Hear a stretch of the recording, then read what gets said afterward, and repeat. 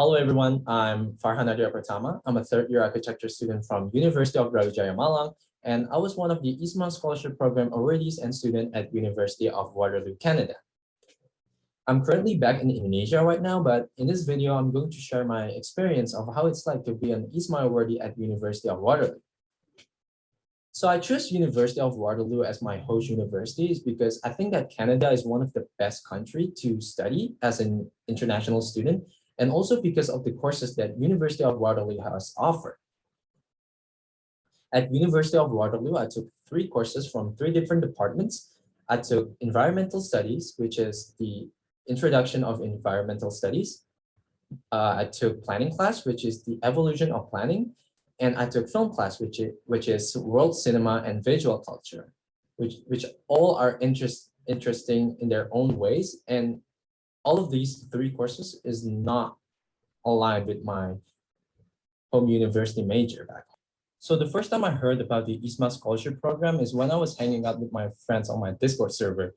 We were doing our architecture group project, and one of my friends shares this information about this new scholarship that our government has offered, and it is the IISMA scholarship program.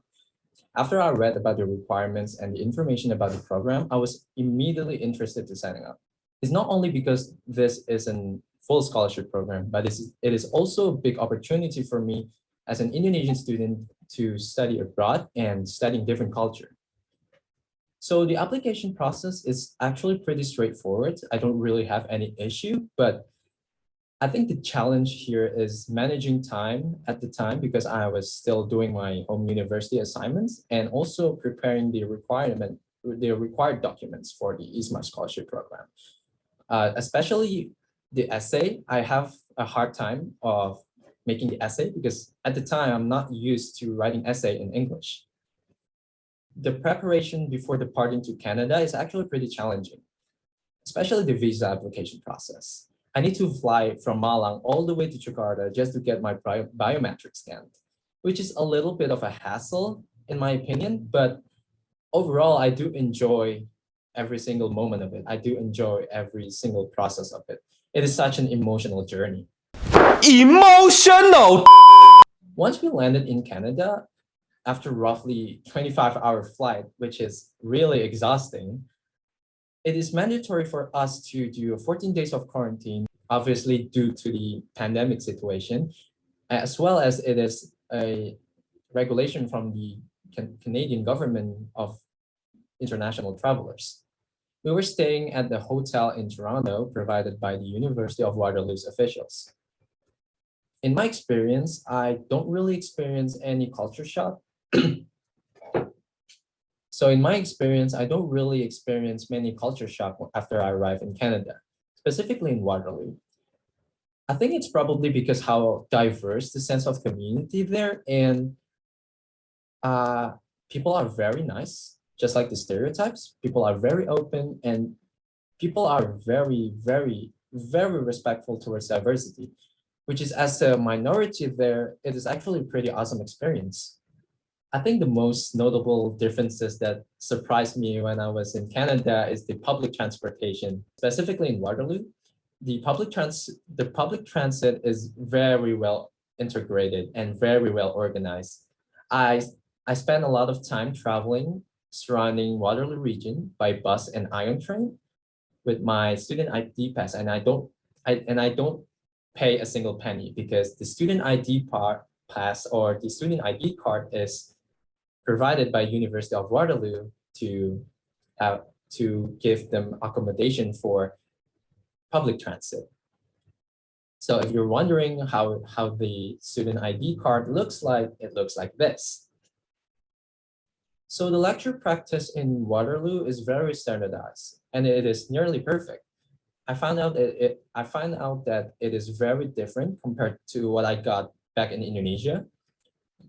And classes are not only lecture and materials presented by the professor, it is also a form of discussion between professor and the students. And because professors there are very open towards the students' thoughts and opinions, and also the materials that been given by the professor are very, very, very well structured. which makes it easier for us as students to understand it.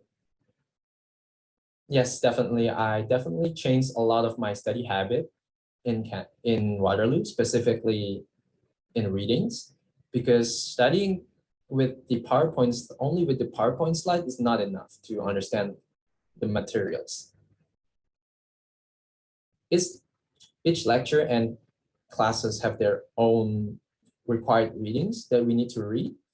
And at first, I have a really hard time to adjust this habit because back in Indonesia, I don't really read a lot of the reading requirements because first it is optional, and I learned easier from the PowerPoint slide as well as Google as a support. But in this case, in Canada, we were mandatory to read because it supports you to understand the materials that have been given by the professor, and it is also helps you to at least understand more when you're writing your assignments or doing your quizzes. So in all three courses, fortunately, I don't have any final exams, but we do have weekly quizzes,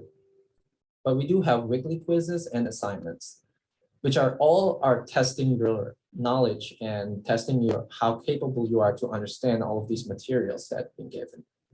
Other than the Indonesian cultural events that are being held by the IISMA awardees, in my opinion, the easiest way to show Indonesian culture to my international friends are through hanging out and talk to each other when we're having our free time or lunchtime or even when we're studying together. So there's this one time when we Indonesian students we were desperately wanted to watch Indonesian films, specifically horror Indonesian films. So we were watching in TV room provided by the St. Paul University College Housing. And me and my friends actually managed to invited some of our international friends to join us to watch the movie and eventually introduce them to the culture and the movie itself. So it is pretty awesome.